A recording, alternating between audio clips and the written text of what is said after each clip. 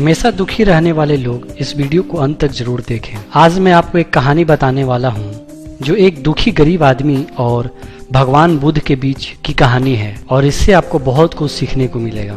नमस्कार, यह है ज्ञान की बात यूट्यूब चैनल। जैसा कि आपने सुना होगा, जो पानी गतिशील होता है वही स्वच्छ और काम के लायक होता है और जो रुका हुआ है वह कभी भी कीचड़ बन जाता है। इसलिए हमेशा गतिशील रहें।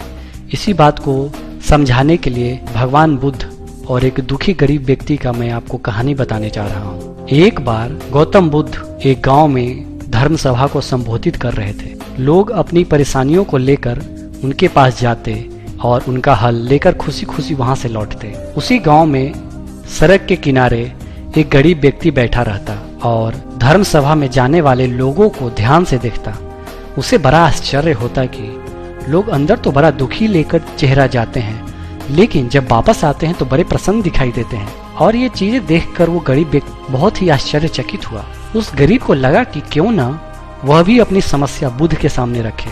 मन में यह विचार लिए वह महात्मा बुद्ध के पास पहुंचा। वहां जाकर उस दुखी गरीब व्यक्ति ने देखा कि लोग पंक्तिबद्ध खड़े होकर उन्हें अपनी समस्या बता रहे थे और वह मुस्कुराते हुए सबकी समस्या हल कर रहे थे। जब उसकी बारी आई तो उसने सबसे पहले महात्मा को प्रणाम किया और कहा, भगवान, इस गांव में लगभग सभी लोग खुश हैं और समृद्ध हैं, फिर मैं ही क्यों गरीब हूँ। इस पर भगवान बुद्ध मुस्कुराते हुए बोले, तुम गरीब और निर्धन इसलिए हो क्योंकि तुमने आज तक किसी को कुछ नहीं दिया। आश्चर्यचकित होकर गरीब बोला, भगवान, मेरे पास भला दूसरों को देने के लिए क्या होगा। मेरा तो स्वयं का गुजारा बहुत मुश्किल से हो पाता है। लोगों से भीख मांगकर मैं अपना पेट भरता हूँ। इस पर भगवान कुछ देर शांत रहे और फिर बोले, तुम बड़े अज्ञानी हो। औरों को बांटने के लिए ईश्वर ने तुम्हें बहुत कुछ दिया है, मुस्कुराहट दी है जिससे तुम लोगों में आशा का संचार कर सकते हो, मुंह से दो मीठे शब्द बोल सकते हो, दोनों हाथ से लोगों की मदद कर सकते हो। ईश्वर ने जिसको यह तीन चीजें दी है वह कभी गरीब और निर्धन नहीं हो सकता। निर्धनता का विचार